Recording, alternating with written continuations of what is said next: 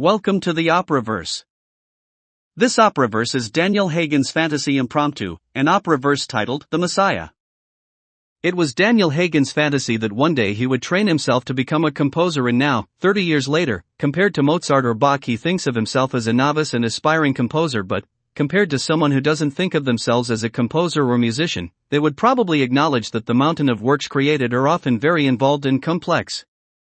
It's impromptu because Daniel is making it up as they go along when they improvise, but also when they compose, because if you don't make it up, it isn't created and then won't exist. They also improvise when they think about the show or shows conceptually, or when they are in conversation, as well as other situations. You don't have to, but you should think about making your own Operaverse. I encourage you to think about Operaverses as Venn diagrams, in that multiple Operaverses can exist and they can be independent or may include overlap, or they don't have to be independent, and one can be generated by or controlled by the other. An operation is another name for a business.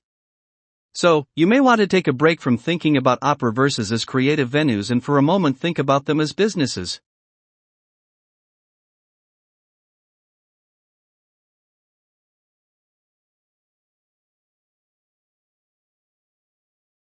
Daniel Hagen at Daniel Webster Hagen on YouTube has a folder titled Daniel Hagen's Fantasy Impromptu, an Operaverse titled The Messiah, and this is a collection of pieces that is interesting in itself, but actually is designed for Daniel to showcase and preserve pieces and potential pieces that may stand on their own or be used in current or later works. It contains pieces of operas and operas currently. As such, it is reasonable and probably important in understanding the work and concept that it is made clear that it should be seen as a collection of works that are not necessarily connected, related, or unified. The word portfolio would make sense to use if you wanted to reduce the somewhat intentional ambiguity created by the title.